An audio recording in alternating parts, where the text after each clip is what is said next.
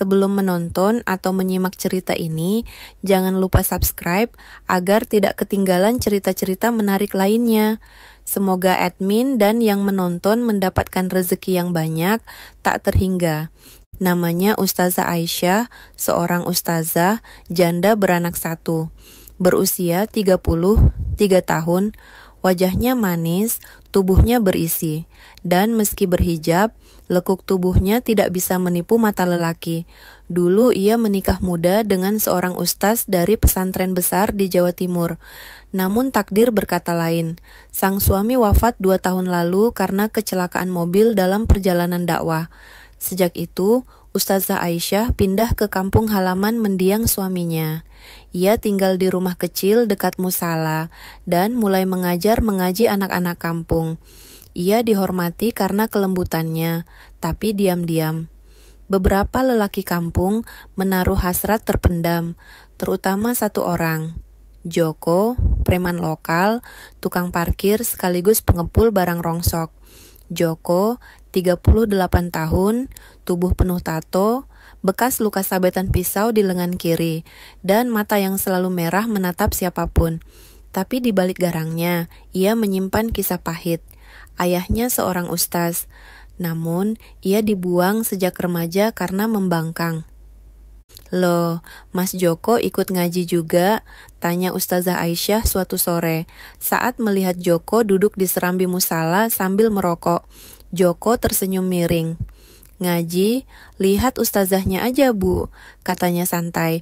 Ustazah Aisyah tertawa kecil, tak menanggapi serius. Tapi sejak saat itu, Joko mulai sering mampir. Kadang hanya pura-pura numpang wudu, kadang mengantar air galon.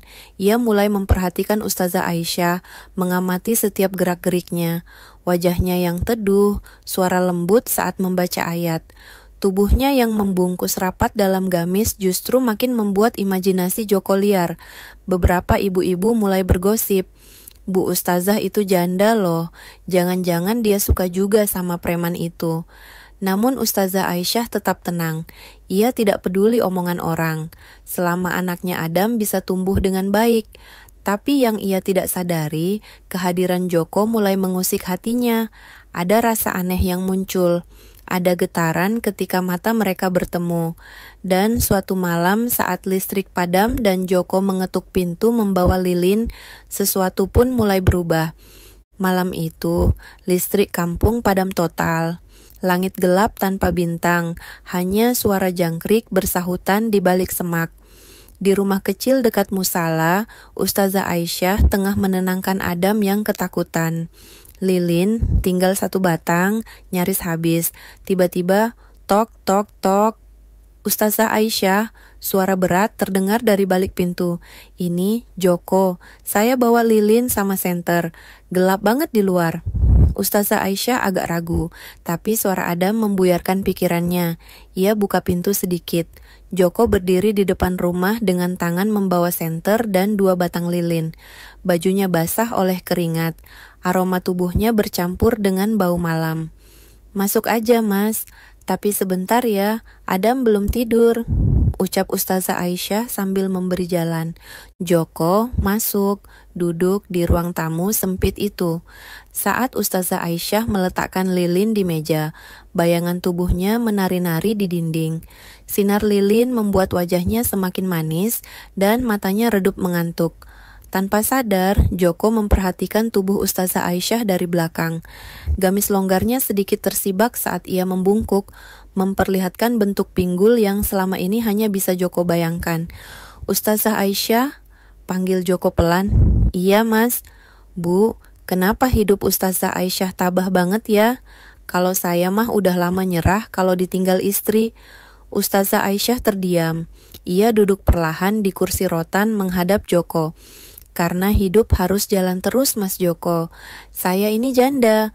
Kalau saya jatuh, siapa yang rawat anak saya sendiri? Terus enggak sepi? Tanya Joko. Kini suaranya makin dalam. Kadang sepi, itu teman baik. Jawab Ustazah Aisyah lirih lalu hening. Hanya suara lilin melala dan detak jam tua di dinding. Joko berdiri melangkah mendekat. Jarak mereka kini hanya sejengkal. Wajah Ustazah Aisyah tampak gugup, tapi ia tidak mundur. "Bu, boleh saya peluk?" bisik Joko. Ustazah Aisyah memejamkan mata, tidak menjawab tapi tubuhnya juga tak bergerak. Dan malam itu, tanpa kata, dua manusia berbeda dunia menyatu dalam senyap. Pelukan pertama terjadi. Panas, lama, napas mereka saling bersentuhan. Jantung berdegup lebih kencang dari biasanya. Tidak ada yang vulgar, tapi cukup untuk menyalakan sesuatu dalam dada mereka berdua. Saat Joko pamit pulang, Ustazah Aisyah hanya berdiri lama di depan pintu. Pintu itu tak ia kunci semalaman, dan disinilah awal semuanya. Sejak malam gelap itu, hubungan antara Ustazah Aisyah dan Joko berubah. Tak ada janji, tak ada ikatan. Tapi tiap malam Joko mulai sering datang. Kadang hanya bawa kopi saset, kadang hanya duduk di serambi sambil mendengarkan lantunan ayat dari mulut Ustazah Aisyah. Tapi di balik semua itu ada getaran yang terus tumbuh. Joko tak lagi seperti preman. Suatu malam, Joko datang lebih malam dari biasanya. Bajunya lusuh, matanya sayu. "Ada masalah, Mas?" tanya Ustazah Aisyah sambil menyuguhkan teh manis. Joko menatapnya lama. "Bu, saya pengen tinggal di sini aja. Nemenin Adam, nemenin Ustazah Aisyah juga." Ustazah Aisyah tercekat. Ia tahu maksud Joko. Tapi sebagai ustazah, sebagai wanita, ia takut. Tapi saat tangan Joko menggenggam tangannya, tubuhnya tak mampu menolak. Malam itu, pelukan mereka bukan lagi sekadar pelukan. Tubuh mereka menyatu dalam bisu. Napas, peluh, dan rasa bersalah bercampur jadi satu. Gamis yang rapi tergeser perlahan. Hijab yang biasa menutup kepala terlipat di ujung ranjang, dan malam pun menyimpan rahasia baru. Beberapa minggu kemudian, tubuh Ustazah Aisyah terasa aneh, mual, pusing, telat haid. Ia mulai resah dan diam-diam membeli test pack. Garis 2 jelas, Ustazah Aisyah hamil. Pagi itu, Ustazah Aisyah berdiri lama di depan cermin. Wajahnya pucat, mata sembab. Di tangannya tergenggam test pack dengan 2 garis merah terang. Tangannya gemetar. Dalam hati ia berzikir, berharap ini hanya kesalahan. Tapi ia tahu tidak ada yang salah. Ya, hamil, dan ayah dari anak itu adalah Joko, preman kampung yang dulu cuma numpang wudhu di musala. Hari-hari berikutnya, Ustazah Aisyah mencoba menyembunyikan kondisinya. Ia tetap mengajar mengaji seperti biasa, tapi tubuhnya mudah lelah, kadang pusing di tengah pelajaran, hingga beberapa anak pulang lebih cepat dari biasanya. Bu RW, tetangga yang rumahnya hanya selemparan batu, mulai curiga. "Saya lihat Ustazah Aisyah muntah-muntah terus, pagi-pagi buka jendela sambil pegang perut.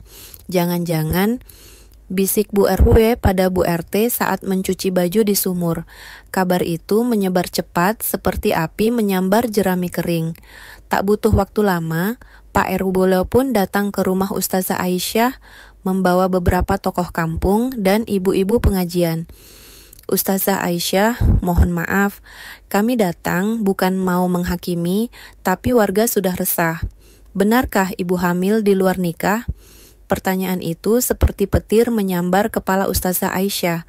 Ia ingin menyangkal, tapi tubuhnya tak bisa berdusta.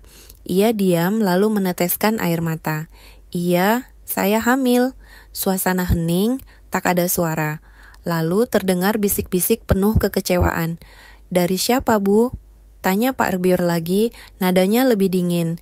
"Dari Joko." Seketika semua orang gaduh, ada yang menjerit, ada yang istighfar, bahkan ada yang langsung menyuruh Ustazah Aisyah pergi dari kampung. "Bu Ustazah, kok bisa sampai begini?" "Sama preman kampung pula," teriak Bu RT. Adam yang melihat ibunya menangis ikut memeluk erat, tak mengerti apa yang terjadi. Namun kebahagiaan itu hanya sebentar. 2 hari setelah akad nikah, Joko pergi. Ia meninggalkan sepucuk surat yang ditaruh di samping bantal Ustazah Aisyah. Isinya pendek, Aku harus pergi, bukan karena aku lari, tapi karena aku harus selesaikan masa laluku. Jangan cari aku, jaga anak kita baik-baik, aku akan kembali. Kalau takdir mengizinkan. Ustazah Aisyah membaca surat itu berulang kali. Ia menunggu sehari, 2 hari, seminggu, tak ada kabar.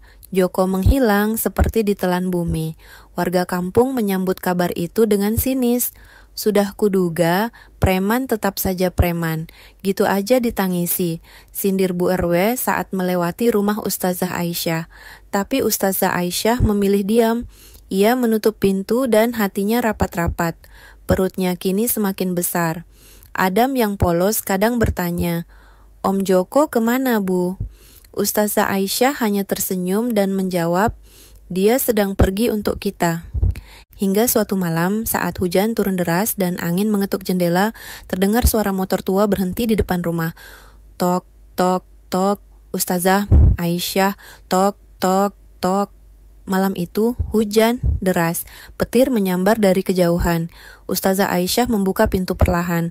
Tubuhnya gemetar, napasnya berat karena usia kandungannya sudah memasuki bulan ke-9. Di balik pintu berdiri sosok yang telah lama hilang. Joko, kumisnya tebal, matanya lebih dalam dari terakhir kali.